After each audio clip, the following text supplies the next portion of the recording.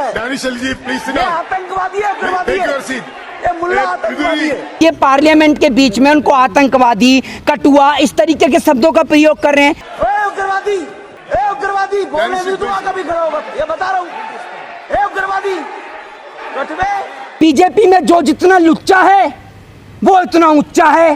तो अगर रमेश बुदुड़ी को टिकट चाहिए तो बीजेपी तो ये पूछती है कि सड़क कितनी बनाई, ये नहीं, कितना विकास किया, ये नहीं, मुसलमानों के खिलाफ कितना बयान दिया, जरा ये बताओ। तो रमेश बुदुड़ी ने तो अपना फर्ज अदा कर दिया। इसकी बात करते रहना थी, बाहर देखो इन मुल्ले को। वो महिला आज कहां लापता हो गई? वो महिला जो फ्लाइंग किस के ऊपर पूरे सदन के अंदर हंगामा खड़ा कर देती हैं। आज इतने अमर्यादित शब्दों का प्रयोग नई पार्लियामेंट के अंदर हुआ है तो वो चुप और मौन है। लेकिन भारतीय जनता पार्टी के अनपढ़, जाहिल और गवार नेताओं ने आज ये बात दर्शा दी कि वो वाकई में ही अनपढ़, जाहिल और गवार हैं। ये पार्लियामेंट के बीच में उनको आतंकवादी, कटुआ इस तरीके के शब्दों का प्रयोग कर रहे हैं। एक बात मुझे बताइए, भारतीय जनता पार्टी के अंदर और भी तो नेता हैं, वो चुप्पी साध के क्यों बैठे हैं? और अगर पार्लियामेंट में कोई आतंकवादी बैठा है तो आपके प्रदेश का मुख्यमंत्री क्या कर रहा है? इन्होंने भारतीय संविधान को तार तार करने का काम किया है। और मैं आपको एक बात बता दूं कि वो महिला आज कहां लापता हो गई? वो महिला जो फ्लाइंग किस के ऊपर पूरे सदन के अंदर हंगामा खड़ा कर देती हैं। आज इतने अमर्यादित शब्दों का प्रयोग नई पार्लियामेंट के अंदर हुआ है तो वो चुप और मौन है। स्पीकर की मजबूरी नहीं है, पूरा देश आज भारतीय जनता पार्टी से डरता है। स्पीकर का क्या जाएगा? स्पीकर को तो अगर जहां भाजपा के खिलाफ बोल दिया, अगर दम है बीजेपी के अंदर या लोकसभा स्पीकर के अंदर, मैं तो खुलेआम बोलता हूं, क्या करेंगे? डालेंगे जेल में तो डाल दो भैया। आपकी गुलामी सहन करने से अच्छा है कि हम जेल के अंदर बंद हो जाएं। कैसी डेमोक्रेसी और किस बात की डेमोक्रेसी? जहां बोलने का हक और अधिकार ना हो, जहां बोलने के पीछे जेल में उठाकर बंद कर दिया जाओ, जहां किसान की आवाज उठाने पर देशद्रोही साबित कर दिया जाता हो, जहां एक फिल्म बनाने के ऊपर देश के लोगों को देशद्रोही साबित कर दिया जाता हो, तो कैसी डेमोक्रेसी में आप रह रहे हैं? ये डेमोक्रेसी नहीं, ये डिक्टेटरशिप है और हम इस डिक्टेटरशिप का बहिष्कार करते हैं। अरे मोदी जी का दिल, आप एक बात मुझे बताइए, इनका दिल और धड़कन पूरा देश को बर्बाद करने में लगी हुई है। ये क्या करेंगे? एक बात आप मुझे बताइए, इनकी जो पार्टी की जो नेता हैं साध्वी प्रज्ञा ठाकुर, उसको लेकर भी नरेंद्र मोदी जी बोलते हैं कि मैं उसको कभी दिल से माफ नहीं कर पाऊंगा। इन्हीं की पार्टी से मेंबर ऑफ पार्लियामेंट बन के बैठी हुई हैं। तो जो देश के खिलाफ बयान देता है, देश विरोधी बयान देता है, भाजपा उनको शरण देती है। और ऐसे लोग, अभी मैं सोशल मीडिया पे पढ़ रहा था, वो लोग कह रहे थे कि भारत देश का संविधान बदल देंगे।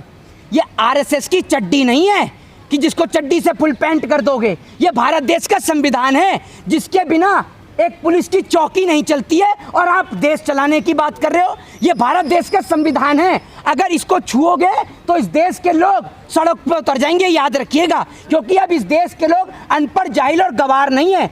इस देश का आज आधे से ज़्यादा नौजवान पढ़ा लिखा है। भले ही भाजपा के लोग उनको अशिक्षित करना चाहते हैं, रोजगार नहीं दे रहे हैं, लेकिन नौजवान पढ़ा लिखा है और नौजवान ये समझता है कि संविधान है तो हम हैं। अगर संविधान नहीं होगा तो ये लोग हमारा दुर्व्यवहार करेंगे, हमारे साथ अत्याचार करेंगे। होता कुछ नहीं। अब तक स्मृति ईरानी जो हैं उनकी भावना को आहत हो जाता, प्रधानमंत्री का रोना शुरू हो जाता। प्रधानमंत्री कुछ नहीं करते, उनका तो टसुआ रोना उनका सबसे बड़ा वो प्लस पॉइंट है, वो वहीं रोना शुरू कर देते। भाइयों बहनों मित्रों, नई पार्लियामेंट बनाई है, बड़ा दुख है मुझे, रोना शुरू बस भाई कि इस तरीके का शब्दों का प्रयोग वहाँ किया। मतलब आप ये समझ लो, एक एक्टर को रोने के लिए ग्लिसरीन की ज़रूरत है, ये आदमी बिना ग्लिसरीन के रो देता है, बिना ग्लिसरीन के रोना शुरू कर देता है। ऐसी इनकी एक प्रिय मित्र योगी आदित्यनाथ जी की हैं, वो तो प्रिय मित्र योगी आदित्यनाथ जी कह रहे थे ना कि चुनाव के बाद में मैं कंगना की फिल्म देखूंगा। वो कंगना पार्लियामेंट में आके कहती हैं कि हमें तो 2014 के बाद ही पता चला है कि राष्ट्रपतियों के नाम।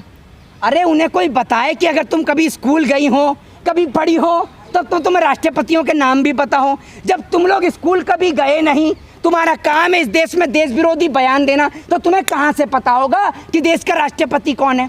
अब्दुल कलाम आज़ाद ऐसे व्यक्ति हैं जिनको पूरा देश नहीं विश्व जानता है। बाबा साहब भीमराव अम्बेडकर पूरा विश्व जानता है। श्रीमती प्रतिभा पाटिल बताइए कौन नहीं जानता पंडित जवाहरलाल नेहरू? हर एक व्यक्ति जानता है भैया। अटल बिहारी वाजपेयी, जब आपने पढ़ा हो तो आप जाने भी। संसद के उद्घाटन को लेकर राहुल गांधी ने एक बात कही कि ये मोर के पंख वाला जो है ये कारपेट भी अच्छा है, ये मोर के पंख वाली दीवार भी अच्छी है, लेकिन अगर नई पार्लियामेंट में जो राष्ट्रपति महोदय भी आती उसके इनॉग्रेशन के टाइम पर तो और भी अच्छा लगता, क्योंकि जो हमारी जो राष्ट्रपति हैं वो देश के अंदर आदिवासियों को और इस देश की पूरी तमाम जनता को रिप्रेजेंट करने का काम करती हैं। राष्ट्रपति हमारे देश की प्रथम नागरिक होती है, किसी भी देश की राष्ट्रपति प्रथम नागरिक होती हैं। लेकिन भारतीय जनता पार्टी के अनपढ़, जाहिल और गवार नेताओं ने आज ये बात दर्शा दी कि वो वाकई में ही अनपढ़, जाहिल और गवार हैं। और रमेश बिदूड़ी ने, मैं आपको बता दूं कि ऐसा बयान क्यों दिया है और आज ही क्यों दिया है।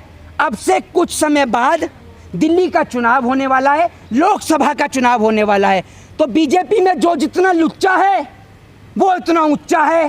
तो अगर रमेश बिदूड़ी को टिकट चाहिए तो बीजेपी तो ये पूछती है कि सड़क कितनी बनाई, ये नहीं, कितना विकास किया, ये नहीं, मुसलमानों के खिलाफ कितना बयान दिया, जरा ये बताओ।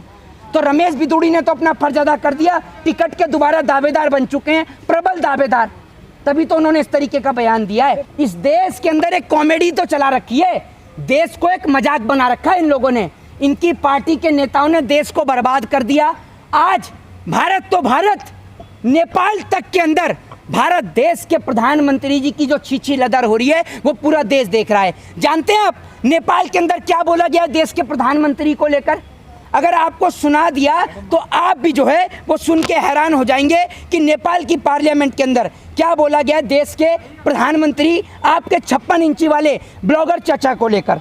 वो ऐसे नेता हैं जिनको महिलाओं से बात करने की तमीज नहीं है, और ये भारतीय जनता पार्टी का दिल्ली के कोई पहले सांसद नहीं है। इससे पहले मनोज तिवारी एक शिक्षिका से बदतमीजी कर चुके हैं, आपने देखा होगा किस तरीके से वो शिक्षिका को अपमानित करने का काम करते हैं। और रमेश बिदूड़ी तो उस पार्टी से आते हैं। मेरे को तो एक बात समझ में नहीं आती कि जो भारतीय जनता पार्टी के अंदर जो मुस्लिम सांसद हैं, मुस्लिम नेता हैं, वो चुप और मौन साधे क्यों बैठे रहते हैं? आखिर उन्होंने ऐसा क्या कर दिया? एक तो भाजपा के दामाद बने बैठे रहते हैं और ऊपर से चुप रहते हैं, उनके मुंह से आवाज नहीं निकलती। ना शाहनवाज हुसैन बोलते हैं, ना मुख्तार अब्बास नकवी बोलते हैं, कोई भी नहीं बोलता है। एक बात मुझे बताइए, एक और तो आप इस नई पार्लियामेंट के अंदर कहते हैं कि महिलाओं को 33% आरक्षण दिया जाएगा। भैया महिलाओं को न तो 33% आरक्षण चाहिए, न 30% आरक्षण चाहिए। आप इस देश में महिलाओं को सुरक्षित कर दो, वही काफी है। और सुरक्षा करानी किससे है? सुरक्षा करानी है भारतीय जनता पार्टी के नेताओं से।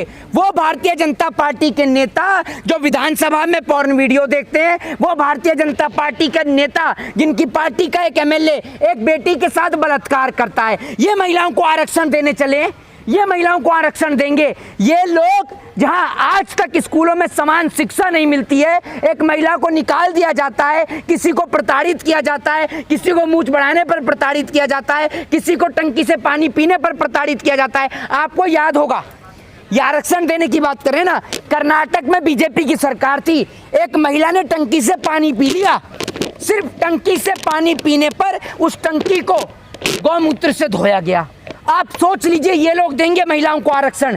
ये ऐसे लोग हैं जिनकी पार्टी की सरकार के राज में 2 महिलाओं को निर्वस्त्र करके मणिपुर के अंदर घुमाया गया, लेकिन हमारे देश का प्रधानमंत्री उस टाइम पर देश में मौजूद ही नहीं था। ये इस देश का दुर्भाग्य है कि आज इस देश को वो व्यक्ति चला रहे हैं जो खुद अपराधी रहे हैं। अपराधी प्रवृत्ति के लोग आज इस देश को चला रहे हैं, और वो लोग जिन्होंने ठीक से 6ठी पास नहीं करी है, 10वीं 11वीं 12वीं पढ़े नहीं हैं, वो लोग आज भारतीय संविधान को छेड़ने की बात करते हैं, इंडियन कॉन्स्टिट्यूशन के साथ छेड़छाड़ की बात करते हैं। इस देश का मुसलमान तो अब आदी हो चुका है और चुपचाप रह के वो तो ये समझता है बीजेपी के नेताओं को। मैं आपको बता दूं कि जैसे सड़कों पर बोलना नहीं चाहिए मुझे, लेकिन जिस तरीके के शब्दों का ये प्रयोग करते हैं ऐसा ही लगता है, और जनता इनको ये कह के ही इनको जो है वो इग्नोर करने का काम करती है कि जैसे सड़क पर हाथी चले बाजार और कुत्ते भौंके हजार। कुछ उस तरीके की भाषा आज मुसलमानों के साथ हो रही है। मुसलमान इनको लाइटली लेते ही नहीं है। मुसलमान तो ये समझते हैं कि जो संस्कार इनको परिवेश में मिले हैं उसी संस्कारों का ये प्रयोग कर रहे हैं।